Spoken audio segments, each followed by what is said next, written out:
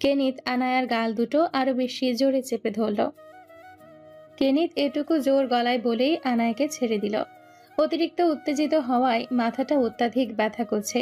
কেনিত সম্পূর্ণ সাদা ব্যান্ডেজে মোড়ানো মাথায় এক হাতে চেপে পিছিয়ে এসে ধপ করে বিছানায় বসল। অতঃপর জোরে কয়েকবার নার্স বলে চিৎকার করতে দ্রুত দুজন নার্স সহ ডক্টর এসে কেবিনে প্রবেশ করলো। তারা আসতেই সবাই কেনিথের পেছনে লেগে পড়ল। এদিকে একপাশে চুপচাপ আগুন চোখে তাকিয়ে আনায়া, যেন কেনিথের প্রতি তার পুরো বিদ্বেষে ভরা ক্ষোভগুলো তার স্বাভাবিক ভাবমূর্তিপূর্ণ শান্ত চোখে ক্ষিপ্ত চাহনিতে উপচে পড়ছে। আনায়া কিছুক্ষণ একই নজরে কেনিথকে দেখার পর কেবিন থেকে বেরিয়ে পড়ল। তবে এরপর সে আরেকটা কাজ করে বসল। কেনিথের কেবিন থেকে বেরিয়ে নিজের কেবিনে না গিয়ে সবার আড়াল হওয়ার চেষ্টা করলো।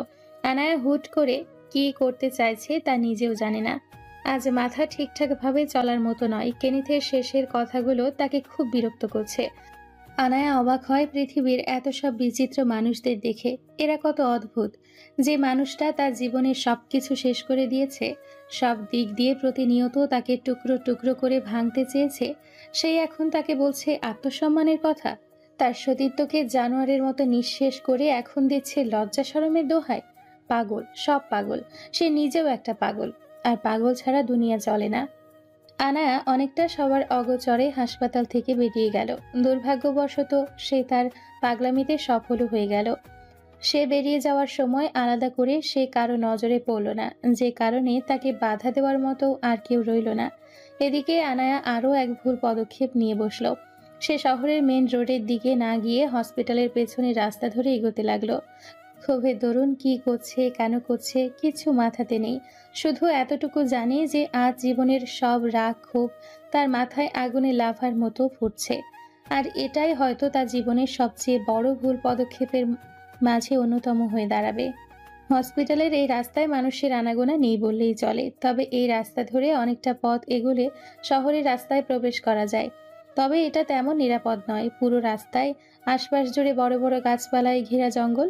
মাঝে মধ্যে অনেকটা দৈর্ঘ্য পর পর একটা আধভাঙা ল্যাম্পপোস্টে দেখা মিলে। কোনোটায় আলো জ্বলেছে, তো আবার কোনোটা একদম অকেজো হয়ে রাস্তায় দাঁড়িয়ে। আনায়া সে সবে ধ্যান জ্ঞান নেই। অল্প স্বল্প আলোতেই নিজের মতো হেঁটে চলেছে। প্রায় দেখতে দেখতে মধ্য রাস্তায় চলে আসার পর হঠাৎ কিছু অদ্ভুত আওয়াজে ওর ধ্যান ফিরে। অনেকটা গায়ে কাটা দেওয়া শিহরণে জেগে ওঠে আনায়া। চারপাশে ঘন জঙ্গল আর এদিকটায় ল্যাম্পপোস্ট নেই বললেই চলে। দূরের একটার আলোতে চারপাশটা কোনো মতে দেখা যাচ্ছে। চারপাশে রাতের ঠান্ডা হাওয়াও বইছে। আনায়ার মনের ভয়টাকে আরেকটু বাড়িয়ে দিতে এই শীতল হাওয়া কাটার মতো গায়ে বিচ্ছে। আনায়ার গায়ে হসপিটালের পাতলা পোশাক ব্যতীত আর কিছু নেই। মধ্য রাস্তায় এসে আনায়ার হঠাৎ থেমে যাওয়ার কারণ হলো কিছু মানুষের উদ্ভট হাসি। এই হাসি নিঃসন্দেহে বাজে কিছুর ইঙ্গিত দেয়। হাসিটা পেছন থেকে আসছিল বিধায় আনায়া পেছনে তাকিয়ে দেখে তিনজন অদ্ভুত সব নোংরা পোশাক পরা মাতাল লোক দাঁড়িয়ে রয়েছে। প্রত্যেকের হাতে একটা করে মদের কাচের বোতল, বড় বড় চুল, আর দেখতে একদম অরুচিকর। জঘন্য মাতাল রূপে ক্রমশ গা দুলিয়ে হাসছে, আবার একে অন্যের উপর ঢলে পড়ছে। আনায়া এদেরকে দেখে আচমকা গলা শুকিয়ে এলো। পাশে জঙ্গল, আজ তার সাথে কিছু একটা হয়ে গেলে তার শরীরের টুকরোগুলো হয়তো সকালে মাঝ জঙ্গলের পশু পাখি খেয়ে নিবে। কত অদ্ভুত ভাবে তার জীবনটা শেষ হয়ে যাবে। আনায়া আচমকা এসব ভাবতে গিয়ে দেখলো লোক তিনজন তার দিকে এগিয়ে আসতে লাগলো। এদের মাঝে বেটে করে নোংরা জামা প্যান্ট পরা একজন বলতে লাগলো, কিরে শালি, এখানে কি করস? আমাদের বিনোদন দিবি নাকি? এই বলে তিনজন অট্ট হাসিতে মেতে উঠল। অন্যদিকে আনায়া কয়েক পা পিছিয়ে গেল। তবে এ মুহূর্তে কিছুর সাথে ধাক্কা লাগতেই আনায়া তড়িৎ বিস্ময়ের সাথে পেছনে তাকালো। পেছনে তাকাতেই দেখতে পেল তিন মাতালের মতো আরো দুটো লোক দাঁড়িয়ে রয়েছে তার দিকে তাকিয়ে, দাঁত কেলিয়ে অনবরত বিশ্রীভাবে হাসছে। তবে এবার আর আনায়ার ভয় হলো না। আচমকা তার ভয় সংশয় সব পালিয়ে গিয়েছে। আনায়া এখন নিজেকে তাচ্ছিল্য করছে। ভাবছে জীবনের শেষ পরিণতি কি তবে এই হলো? হাস্যকর। এর আগে বৈধভাবে এক জানোয়ার তাকে ছিঁড়ে ঘুরে খেয়েছে, আর আজ একদল জানোয়ার তাকে অবৈধভাবে খাবে। ঘুরে ফিরে তো সবই একই, পার্থক্যটা শুধু বৈধ অবৈধতার। আর সে তো হলো শুধু ভোগের বস্তু। চারপাশে এতগুলো মানুষের বিশ্রী হাসির মাঝে আনায়া আরো একবার তাচ্ছিল্যের সাথে হেসে ফেলল। প্রায় অনেকটা রাত হওয়ার পর হসপিটালে পৌঁছাতেই পাভেলের মাথায় আকাশ ভেঙে পড়েছে। আনায়া হসপিটালের কোথাও নেই। হসপিটালে সবার সাথে রাগারাগি ঝাড়াঝাড়ি করতে করতে সোজা সিসিটিভি চেক করলো। খেয়াল করে দেখলো আনায়া হসপিটালের পেছনে রাস্তার দিকে গিয়েছে। মাথা যেন তার সেখানেই হ্যাং হয়ে গেল। এই খবর আর রাতে কেনিথকে দেওয়া হলো না। সে এতক্ষণে ওষুধ খেয়ে ঘুমিয়ে গিয়েছে, কিন্তু পাভেল এটা বুঝতে পারছে না যে হসপিটালের মানুষজন কতটা কেয়ারলেস হলে এতক্ষণ ধরে একটা পেশেন্ট গায়েব থাকার পরও তারা কেন অন্তত তাকে জানানো তো উচিত ছিল। এত বার করে বলে রেখে গিয়েছিল, অথচ তারা কেউ দেখলোও না যে আনায়া হসপিটাল ছেড়ে এত দূর চলে গিয়েছে। এটা হওয়ারও অবশ্য খানিকটা কারণ রয়েছে। আনায়ার দায়িত্ব যে নার্সের কাছে ছিল, সে ততটা দায়িত্বশীল ছিল না। হেয়ালিটা বেশি ছিল তার কাজে। এছাড়া আনায়া অনেকটা সুস্থও ছিল। আর সবচেয়ে বড় বিষয়, পুরো হসপিটাল এখন কেনিথের চিন্তাতেই থাকে। আগে কেনিথ, তো পরে বাকিরা। কিন্তু এসব পাভেল এখন বোঝার মাথায় নেই। সে হসপিটালের দায়িত্বহীনতার ব্যবস্থা পরে করে নিবে। আগে অন্তত আনায়ের কাছে পৌঁছাতে হবে। পাভেল নিজের গাড়ি নিয়ে হসপিটালের পেছনের রাস্তায় চলে গেল। সঙ্গে তার লোকজনকেও সেখানে আসতে বলল। পরদিন সকালবেলায় হসপিটালকে খানিকটা অদ্ভুত লাগছে কেনিথের। মনে হচ্ছে কিছু একটা ঠিক নেই। আর হয়তো কয়েকটা দিন, এরপর ওকে এখান থেকে মুক্তি দেওয়া হবে। অবশ্য এবার নিজে রাজি ছিল বিধায় এতদিন হসপিটালে থেকেছে। নয়তো তার মতো লোক হসপিটালে দিনের পর দিন পড়ে থাকবে তা অবিশ্বাস্য। কেনিথ সকালের খাবার আর ওষুধ খেয়ে দিয়ে পাভেলের জন্য অপেক্ষা করছে। চুপচাপ বেডে বসে বসে ভাবছে যে কেনিথকে সে যে কাজে পাঠিয়েছিল তা আদৌ করতে পেরেছে কিনা। এই ইনায়া গায়েব হওয়ার পর নতুন অনেক ঝঞ্ঝাট এসে দেখা দিচ্ছে। কেনিথের মনে হচ্ছে নতুন দেখা দেওয়া সমস্যাগুলোর পেছনে ইনায়ার গায়েব হওয়াটা কোনো না কোনোভাবে সম্পৃক্ত। তবে কেনিথ একদম নিশ্চিত নয়। কিন্তু সে আপাতত বিরক্ত হচ্ছে পাভেল এখনো আসছে না দেখে। মেজাজ পুরো বিগড়ে যাচ্ছে তার। এরই মাঝে কেনিথ একটা নার্সকে ডেকে বলল যে যদি পাভেল হসপিটালে থাকে তবে সে যেন একটু তার কাছে আসে। এদিকে নার্স তার কথা মতো চলে গেলেও কেনিথ সকাল থেকে ডাক্তার নার্সদের বিহেভিয়ারে খানিকটা অবাক হচ্ছে। বুঝতে পারছে না হঠাৎ সবার হয়েছেটা কি। যেন এদের মধ্যে একটা আতঙ্ক ছড়িয়ে রয়েছে। অনেকটা দিন ধরেই তো হসপিটালে রয়েছে, এর আগে তো এদের এমন পরিবর্তন হয়নি। তবে হঠাৎ কেন সবাই? হসপিটালে কি আবার কিছু হয়েছে কিনা তা বুঝতে পারছে না। কেনিথের অসহ্যকর অপেক্ষার মাঝে পাভেল কেবিনে এসে প্রবেশ করলো। ওর ফর্সা চোখ মুখ লাল হয়ে গিয়েছে। মনে হচ্ছে খুব করে কেঁদেছে। কেনিথ ওর ভাবমূর্তিতে কপাল কুঁচকে ফেলল। পাভেলের লাল চোখ জোড়া ছলছল করছে, না জানি কখন আবার টুপটাপ পানি গড়িয়ে পড়ে। কেনিথ অনেকটা বিরক্ত হয়ে বলল, চেহারার এই হাল কেন? কি হয়েছে? পাভেল কেনিথের একদম কাছে এসে দাঁড়ালো। ও রীতিমতো ফুপিয়ে চলেছে। কথা বলতে গিয়ে যেন ওর গলায় কাটার মতো বিচ্ছে। বস, গতরাতে হসপিটালের পেছনের রাস্তায় জঙ্গলে একটা মেয়ের লাশ পাওয়া গিয়েছে। পুলিশ পোস্টমর্টেমের জন্য লাশটাকে নিয়ে গিয়েছে। তাদের প্রাথমিক রিপোর্ট অনুযায়ী মেয়েটিকে 3 থেকে 5 জন গণধর্ষণ করেছে। এরপর শরীরের বিভিন্ন অংশ কাচের টুকরো গেঁথে ফেলাও হয়েছে। আর সর্বশেষে মেয়েটার শরীরে আগুন ধরিয়ে দেওয়া হয়। মেয়েটার পুরো শরীরে প্রায় অনেকটাই ঝলসে গিয়েছে। এই বলতে বলতে পাভেলের চোখ থেকে কয়েক ফোঁটা জল নিচে গড়িয়ে পড়ল। এদিকে কেনিথ এক নজরে ভ্রুকুচকে পাভেলের দিকে তাকিয়ে আছে। এতক্ষণ মনোযোগ দিয়ে ওর সব কথা শোনার পাশাপাশি ওর ভাবগতিক লক্ষ্য করে বলল, তুইও কি মেয়েটাকে দেখতে গিয়েছিলি? পাভেল কান্না আটকাতে ঠোঁট চেপে মাথা ঝাঁকালো। কেনিথ আরেকটু তীক্ষ্ণ কণ্ঠে বলল, তুই কি মেয়েটাকে চিনিস? পাভেল পুনরায় মাথা ঝাঁকিয়ে বলল, হুম আমিও কি চিনি? হুম কেনিথ খানিকটা সময় চুপ থাকার পর কিছু একটা ভেবে বলল বিস্ময়ের সাথে, পাভেল, তুই আবার ইনায়া? পাভেল দ্রুত মাথা নাড়িয়ে না বলল। কেনিথ এতে যেন বড় সড় স্বস্তি পেল। কি সব ভাবতে বসেছিল সে। দীর্ঘশ্বাস ফেলে বিরক্তির সাথে পাভেলের দিকে তাকিয়ে বলল, তবে কার কথা বলছিস? গাধা, যার জন্য এইভাবে কেঁদে? এর মাঝে পাভেল প্যান্টের পকেট থেকে একটা প্লাস্টিকের প্যাকেট বের করে কেনিথের সামনে ধরল। স্বচ্ছ ব্যাগের ভেতরে দুটো লকেট দেখা যাচ্ছে, একটা স্টার আর একটা ঝিনুক আকৃতির। এই দুটো লকেটকে কেনিথ ভালো করেই চিনে, কিন্তু এগুলো এভাবে কেন পাভেলের হাতে আবার কেনিথের হিসেব ঠিক মিলছে না। পাভেল আদতে কি বলতে এসেছে? এরই মাঝে পাভেল কেনিথের হাতে প্যাকেটটা দিলে কেনিথ সেটা হাতে নিয়ে দেখল। অতঃপর সেগুলো মুঠো করে পাভেলের দিকে তাকিয়ে বলল, এগুলো কেন? এগুলো আনায়া ম্যামের। হ্যাঁ আমি জানি, কিন্তু এরই মাঝে পাভেল ফুঁপিয়ে উঠলে কেনিথ আকস্মিক দাঁড়িয়ে গিয়ে পাভেলকে খাবলে ধরল। ওর হুডির গলা শক্ত করে চেপে হিসিয়ে বলল, what the fuck is this? কি বলতে চাস তুই? বস, আনায়া ম্যাম। কেনিথ আকস্মিক পাভেলের মুখ বরাবর ঘুষি মারতে পাভেল ছিটকে দূরে সরল। হাত দিয়ে নাক মুছতে গিয়ে এক গাদা রক্তে হাত ভিজে উঠল। এদিকে কেনিথ পাগলের মতো পাভেলের দিকে এগিয়ে এসে আবারও ওর হুডির গলা টেনে ধরে হিসিয়ে বলল, কি হয়েছে তারার? বল তাড়াতাড়ি। পাভেল খানিকটা হাঁপিয়ে হাঁপিয়ে বলতে লাগলো, কাল রাতে হসপিটাল থেকে কাউকে না জানিয়ে এসে চলে গিয়েছে। হসপিটালের পেছনে রাস্তার দিকে কোথাও যেতে চেয়েছিল জানি না, তবে আমি তার যাওয়ার খবর যতক্ষণে জানতে পেরেছি ততক্ষণে অনেক দেরি হয়ে গিয়েছিল। আমি যাওয়ার আগেই ওনাকে একদল জানোয়ার সম্পূর্ণ শেষ করে দিয়েছে। পাভেলের রক্তমাখা চেহারায় কান্নার স্রোত বইছে। কেনিথ পাভেলের দিকে শূন্য চোখে তাকিয়ে ওর আক্রোশ রাগ সবকিছু নিভে গিয়েছে। কেনিথ আকস্মিকতায় পাভেলকে ছেড়ে দিল। অতঃপর স্বাভাবিক কণ্ঠে জিজ্ঞেস করলো যে, তুই কি শিওর যে ওটা তারাই? তুই তো বললি মেয়েটাকে একদম পুড়িয়ে। কেনিথের কথা শেষ হওয়ার আগেই পাভেল বলল, মেয়েটার পরনে হসপিটালের ড্রেস ছিল, আশেপাশের জামার টুকরো থেকেই তাই জানা গিয়েছে। গলাতেও এই দুটো লকেট হয় চেইন পাওয়া গেছে, যেগুলো মূলত ওনারই। এছাড়া ডিএনএ রিপোর্ট এলেই বাকিটা নিশ্চিত হওয়া যাবে, কিন্তু ধারণা করা হচ্ছে 99% উনি আনায়া ম্যাম। গাঢ় নীল রঙের আলোয় আচ্ছাদিত চারপাশ।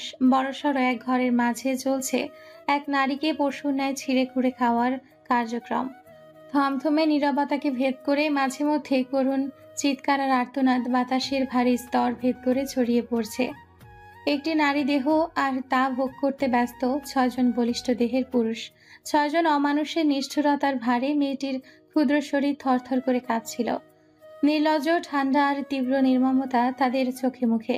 স্বাভাবিক অবস্থায় 6 জনকে দেখতেই আর 10 জন ভদ্র ও স্বাভাবিক মানুষের ন্যায় মনে হলেও এখন প্রত্যেকেই সম্পূর্ণরূপে জানোয়ারে পরিণত হয়েছে। অল্প বয়সী মেয়েটার হৃদয় বিতারক করুণ চিৎকারগুলো 6 জনের মাঝে কোনো দয়ামায়ার অনুভূতিকে জাগ্রত করতে পারছে না, বরং মেয়েটির অসহায় চিৎকারগুলোই তাদের বেশি আনন্দ দিচ্ছে।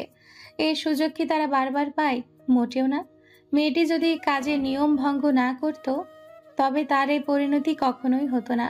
তার সঙ্গে তারাও এই কাজ করার সুযোগ কিংবা নির্দেশ পেত না। মেয়েটির নাম লিজা। সে যথেষ্ট রূপবতী ছিল, তবে সেটা ছিল আপেক্ষিক। বর্তমানে তার সেই রূপ শুধু মানুষরূপী জানোয়ারগুলোর আঁচড় আর খাবলে খাওয়ার বিষাক্ত ক্ষতগুলো বিরাজ করছে। একটু আগেই সে কত শত মুক্তির প্রার্থনা করেছে, কিন্তু সবকিছুই বৃথা গিয়েছে। শরীরের প্রতিটি শিরা যেন জ্বলন্ত লোহার মতো তাকে পোড়াচ্ছে, আর আত্মার প্রতিটি কোণ ভেঙে গুড়িয়ে যাচ্ছে। একসময় সে তার সম্পূর্ণ দেহটায় নিথর হয়ে পড়ল। প্রায় ঘণ্টাখানেক একটানা অমানসিক কার্যকলাপ চালানোর পর লোকগুলো শান্ত হলো, তবে সেটাও কারো নির্দেশে। লোকগুলো যে যার মতো সরে গিয়ে সামান্য কাপড়ের সাহায্যে নিজেদের বিশেষ অংশ ঢাকবার চেষ্টা করলো।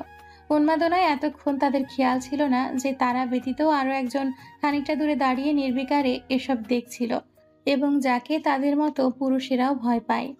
অবশ্য সে ব্যক্তিটিকে তারা 6 জন মাথাতে না রাখলেও ফ্লোরে বিধ্বস্ত রূপের অসহায় লিজার চোখজোড়া বারংবার এই পৈশাচিকতাকে উপভোগ করতে থাকা নারীটিকে দেখছিল। সে জানতো এই 6 জন তার অনুনয়কে পাত্তাও দিবে না, কারণ তারা জানোয়ারে রূপান্তর হয়েছে। কিন্তু যে নারীটি এসব নির্বিকারে দাঁড়িয়ে উপভোগ করছিল, সে তো তাকে বাঁচাতেই পারে, একটু হলেও তো দয়া করতেই পারে, কারণ তার মতো তো সেও একজন নারী। এইটুকু অনুনয় নিয়ে সর্বক্ষণ চোখে জল ফেলে লিজা মেয়েটির দিকে তাকিয়েছিল সে। কিন্তু মেয়েটি ছিল বরাবরই গম্ভীর আর নির্বিকার, যেন তার এসবে কিচ্ছু যায় আসে না। একজন মেয়ে হয়ে আরেকটা মেয়ের সাথে এসব নিজ চোখে দেখে সে যেন উপভোগ করছে। এমনটাও কি বিশ্বাসযোগ্য? হ্যাঁ, তার ক্ষেত্রে এসব অস্বাভাবিক নয়, বরং লিজার সাথে এসব পৈশাচিক কাজগুলো করার জন্য 6জনকে নির্দেশটা এই মেয়েটি দিয়েছে। পায়ে 6 ইঞ্চি লম্বা কালো হাই হিল জুতা, গায়ে সিম্পল ব্ল্যাক ডার্ক ব্লু কালারের টপ আর কালো রঙের শর্ট স্কার্ট যা হাঁটুর খানিকটা নিচ পর্যন্ত ছুঁয়েছে। সিল্কি ঘন চুলগুলো ঘাড় পর্যন্ত, ধবধবে গোলাপি ফর্সা চেহারা। হাত দুটো শুরু থেকেই তার বুকে গুজে রাখা ছিল। চোখে মুখে এক অদ্ভুত ভাবভঙ্গি। শান্ত স্বাভাবিক চোখ জোড়ায় আগুনের লাভার মতো টকবক করছে, আর গোলাপি ঠোঁটের কোনায় কিঞ্চিত পৈশাচিক হাসি। 6জন লিজাকে ফেলে রেখে সরে যেতেই কিছুক্ষণ সময় একইভাবে অতিবাহিত হওয়ার পর সেই অদ্ভুত মেয়েটি লিজার দিকে এগোতে লাগলো। এদিকে মেয়েটিকে এগিয়ে আসতে দেখে বাকি 6জনের গলা শুকিয়ে গেল। ক্রমান্বয়ে মেয়েটির ক্যাটওয়াক করে হেঁটে আসার দরুন হাই হিলের খটখট শব্দগুলো যেন তাদের কলিজা কাঁপিয়ে তুলছে, কারণ তারা ঠিক নিজেরাও জানে না যে তারা নিজেরা যদি জানোয়ার হয় তবে এই শান্ত চেহারার একটি মেয়ে ঠিক কতটা জঘন্য রূপের ভয়ঙ্কর সাইকো হতে পারে। মেয়েটি বুকে হাত গুজে একই ভাবগম্ভীর্যের সাথে লিজার কাছে এলো। অতঃপর লিজাকে সম্পূর্ণরূপে পর্যবেক্ষণ করতে লাগলো। ভঙ্গুর পুতুলের মতো বস্ত্রহীন দেহটা ফ্লোরে পড়ে রয়েছে। শরীরে সব জায়গায় আঁচড়ের দাগ, অনেকগুলো জায়গায় কামড়ে মাংস তুলে নেওয়া হয়েছে। সেসব জায়গা থেকে অনবরত রক্ত গড়াচ্ছে। ঠোঁট, গালে আঁচড় আর কামড়ের ক্ষততে রক্ত ঝরছে। লিজার পুরো শরীরটাই যেন নিজের রক্তে মেখে গিয়েছে। 6জন জানোয়ার এতটাই পৈশাচিক হয়ে উঠেছিল যে জ্যান্ত লিজার মাথার চুলগুলো একপাশে টেনে তুলে ফেলেছে। মাথায় সেই অংশের চামড়া খানিকটা উঠে গিয়ে রক্তে ঢেকে গিয়েছে। সেই অদ্ভুত মেয়েটি সবকিছু খুঁটিয়ে খুঁটিয়ে দেখল। লিজার একপাশে চোখও যেন খানিকটা উপড়ে গিয়েছে, এমনটাই মনে হচ্ছে তার। লিজা যেখানে পড়ে রয়েছে তার আশেপাশে অনেকটা জায়গা জুড়ে শুধু রক্তের ছড়াছড়ি।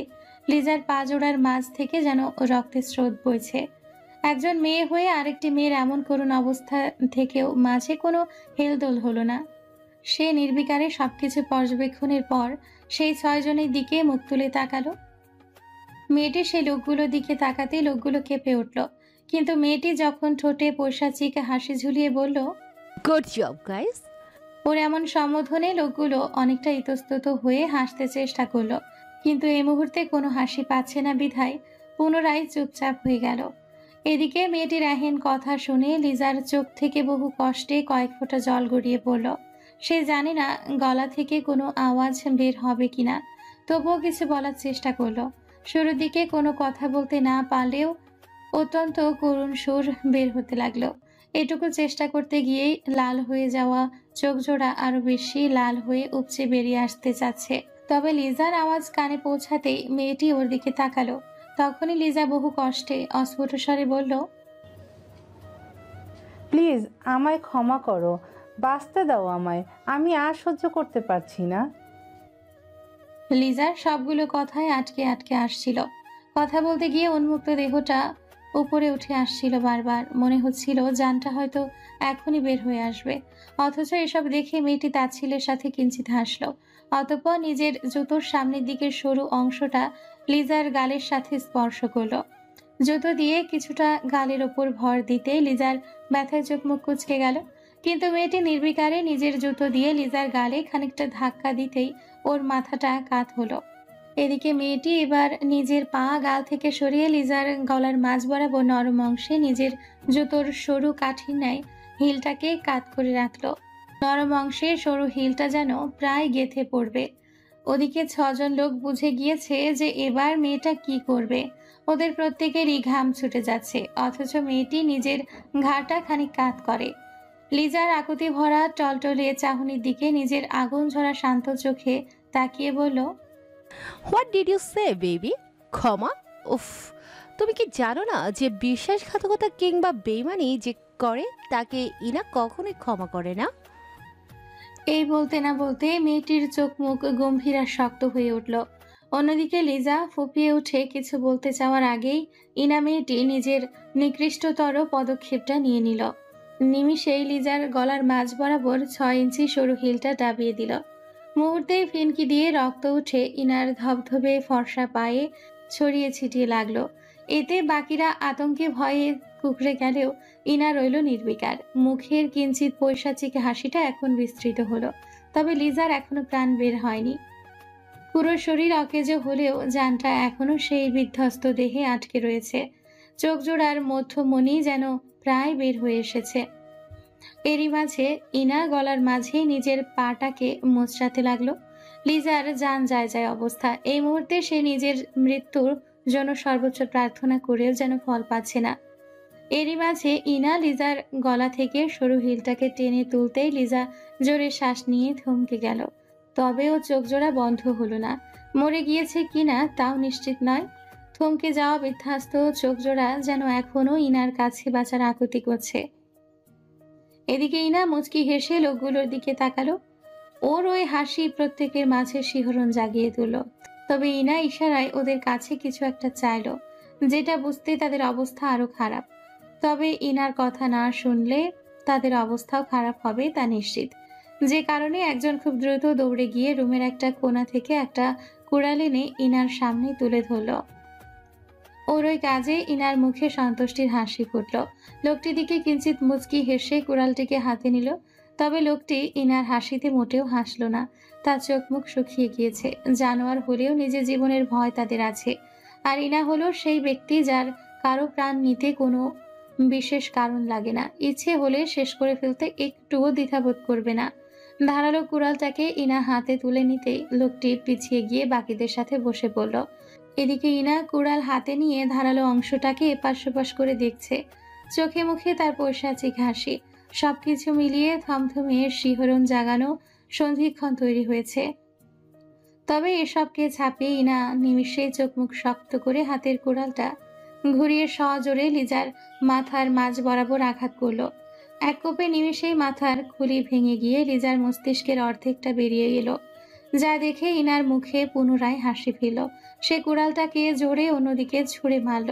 কুড়ালটা ফ্লোরে পড়তেই একটা জোরে শব্দ হলো, যে শব্দে লোকগুলোর পুরো শরীর কেঁপে উঠল। একটু আগে ইনা নামক মেয়েটা লিজার সাথে হওয়া সবকিছু নিজ চোখে নির্বিকারে তাকিয়ে তাকিয়ে দেখছিল।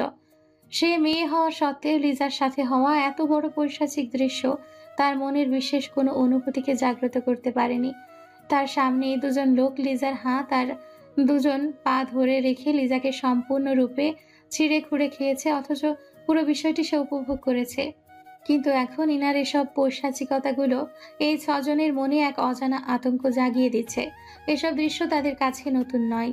তবে ইনার মাঝে মধ্যে এসব পৈশাচিকতা তাদের মতো মানুষরূপী জানোয়ারদেরও গায়ে শিহরণ জাগিয়ে দেয়। ইনা এক হাঁটু গেড়ে লিজার মাথার কাছে বসলো। তার এক হাত হাঁটুর উপর ভাঁজ করে রাখা। এবার চেহারায় গাম্ভীর্যের ছাপ। কিছুটা রাগান্বিত লাগছে তাকে। ইনা কিছুক্ষণ নিষ্প্রাণ লিজাকে এক নজরে তাকিয়ে দেখল। সে থেমে গিয়ে পাশে ঘাড় ঘুরিয়ে ছজনের উদ্দেশ্যে বলল, সবকিছু পরিষ্কার চাই। এই বলে আর এক মুহূর্ত দেরি না করে সেই রুমটা ত্যাগ করলো। ইনা এবার এগিয়ে সোজা একটা কিচেনে প্রবেশ করলো। এই পুরো জায়গাটা কোনো বাড়ির অংশ বিশেষ নয়।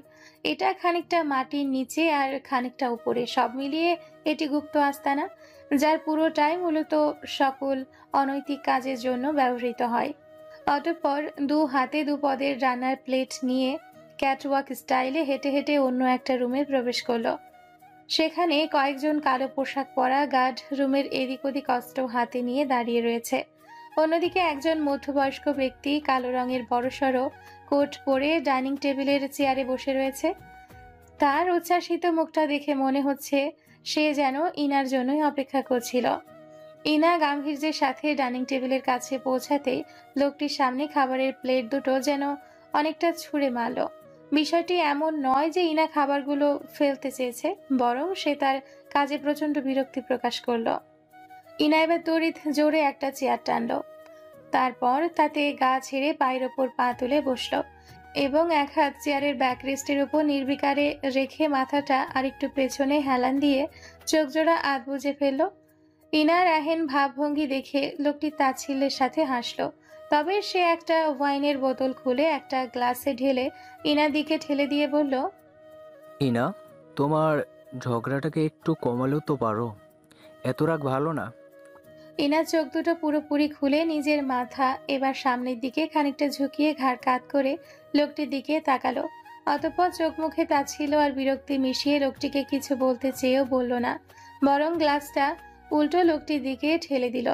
লোকটিও হেসে গ্লাসটা নিয়ে এক ঢোকে পুরো ওয়াইনটা খেয়ে নিল। অতঃপর মগজ আর বাকি সিদ্ধ মাংসের প্লেট দুটো দ্রুত নিজের সামনে ঠিকঠাক সাজিয়ে নিল। তার কাছে রান্না দুটো খুবই আকর্ষণীয় মনে হচ্ছে। সে সোনালি রঙের ছুরি কাঁটা চামচ নিয়ে খাবারগুলো ছোট ছোট টুকরো করে খেতে শুরু করলো। তার কাছে খাবারগুলো এতক্ষণ আকর্ষণীয় লাগছিল আর এখন যেন পুরো অমৃত মনে হচ্ছে। সে অবশ্য এমনটাই আশা করেছিল। সে জানতো ইনার রান্না খারাপ হতেই পারে না। লোকটি নিজের খাবার খেতে খেতেই বলল, উহ ইনা, অসাধারণ রাঁধো তুমি। ইনা লোকটির রাহিন প্রশংসায় একটুও খুশি হলো না, বরং বিরক্তিতে তার চোখ মুখ আরেকটু বিগড়ে গেল। এরই মাঝে লোকটি আবারও বলল, শোনো, আজ রাতের মধ্যেই 40টা বাচ্চা পাঠাতে হবে। সব কিছু ঠিকঠাক আছে তো? ইনা বিরক্তির সাথে মাথা কিঞ্চিত ঝাঁকিয়ে বলল। আবারও দুজনের মাঝে নীরবতা জমল। এবার ইনা পা নাচাতে নাচাতে বলল, ওকে কবে শেষ করতে পারবো? লোকটি প্লেটের দিকে তাকাতেই নির্বিকারে বলল। কার কথা বলছো? ইনা যেন এটা শুনে পুরো মেজাজ বিগড়ে গেল। চোখে মুখে প্রশ্ন শক্ত হয়ে উঠল। ইনা দাঁত খিচিয়ে বলল, আমাকে রাগাস না। লোকটি খাবার খেতে থাকা অবস্থায় বলল, তুমি কি এগুলো খাবে? মজা হচ্ছে, একটু টেস্ট করে দেখতে পারো। ইনার মেজাজ এবার তুঙ্গে। ও এক নিমিষে চেয়ার থেকে উঠে দাঁড়ালো। ওর বসে থাকা চেয়ারটা হাতের ধাক্কায় ছিটকে পড়ে যেতে নিয়েও পড়ল না। ইনা টেবিলের ওপর থাকা ফলের ঝুড়ি থেকে একটা ছুরি উঠিয়ে খাবারে একটা প্লেটে ছুরিটা বসিয়ে লোকটির দিকে খানিকটা ঝুঁকলো। অতঃপর লোকটির মুখের দিকে আগুন ঝরা চোখে তাকিয়ে বলল, শালা, বেশি হিয়ালি করবি তো এখানেই মেরে গেড়ে রাখবো। ওর এই কাণ্ডে আশেপাশের গার্ডগুলো এগিয়ে আসতে নিলে ইনা চোখ গরম করে ওদের দিকে তাকাতে ওরা সব পিছিয়ে গেল। লোকটিও খানিকটা মুচকি হেসে বলল, শান্ত হও ইনা, চুপচাপ বসো, আমি বলছি। ইনা খানিকটা সময় ওর চোখের দিকে ক্ষিপ্ত নজরে তাকিয়ে থাকার পর জোরে দীর্ঘশ্বাস ফেলে নিজেকে শান্ত করলো। অতঃপর পুনরায় চেয়ার টেনে নিয়ে পায়ের উপর পা তুলে বসে পড়ল। লোকটি এবার নিজের কালো কোট থেকে একটা ছোট কাগজের দলা বের করে ইনার সামনে টেবিলের উপর রাখলো। দেখে মনে হচ্ছে কাগজের ভেতরে কোনো কিছু রাখা রয়েছে। ইনা জানে এটা কি। কাগজের ভেতর থাকা জিনিসটা ইনার কাছে অমূল্য। সে খানিকটা মুচকি হেসে কাগজটা তুলে নিল। কাগজের ভাঁজগুলো খুলতেই কিছু সাদা গুঁড়ো দেখা মিলল। এটা হলো অত্যন্ত পাওয়ারফুল একটা ড্রাগ, যেটা ইনা মাঝে মধ্যেই খেয়ে থাকে। তবে অতিরিক্ত খেলে ও ভারসাম্যহীন হয়ে যায়। বিধায় লোকটি মাঝে মধ্যেই নিয়ম করে এটা এনে ইনাকে দেয়। ইনা নিমিষেই পুরো ড্রাগটা খেয়ে নিয়ে তৃপ্তির শ্বাস ফেলে চোখ বুঝল। ওর ভাবভঙ্গি দেখে লোকটিও শান্তি পেল। ইনা নিতান্তই রাগচটা মেয়ে। ওর এত রাগই না যেন কবে তাদের শেষ করে দেয়। তবে লোকটিকে খানিকটা অবাক করে দিয়ে ইনা চোখ বুজে পা ঝুলাতে ঝুলাতে বলল, তুই কি ভেবেছিস এসব দিয়ে আমায় কাবু করবি? এই বলেই ইনা চোখ হলো। অতঃপর লোকটির দিকে বাঁকা হেসে তাকাতেই লোকটির মুখটা খানিক শুকিয়ে গেল। ইনা পুনরায় বলতে লাগলো, 7টা বছর পার হয়ে গিয়েছে। গত 3 বছর ধরে এই পাপের দুনিয়ায় তোদের সাথে পার্টনার হয়ে কাজ করছি, অথচ তোরা আমার একটা কাজই করে দিতে পারছিস না। একটা কথা ভালো করে বলছিস, শুনে রাখ। আমি যা চাইছি তা যদি না হয় তবে তোরা কেউ বাঁচতে পারবি না। আমি মরবো, এতে আমার কোনো টেনশন নেই, কিন্তু মরার আগে সবকিছু শেষ করে দিয়েই মরবো। লোকটি ইনার কথায় ইতস্তত ভাবে হাসার চেষ্টা করলো। তবে এখন আর হাসি পাচ্ছে না। একটা সাধারণ মেয়েকে সে নিজ চোখের সামনে এতটা বিক্ষিপ্ত হতে দেখেছে। ইনাকে তার মাঝে মধ্যে অবিশ্বাস্য লাগে। লোকটি জোরে নিঃশ্বাস ফেলে বলতে লাগলো, তোমার কথা মতো চেষ্টা তো আর কম করিনি, কিন্তু তুমিও ভালো করে জানো যে সে কে, তার পাওয়ার কতটুকু, তার তো আন্দাজ রয়েছে। আর বড় কথা, শালার কলিজাটাই বেশি বড়। এতবার মরেও মরছে না।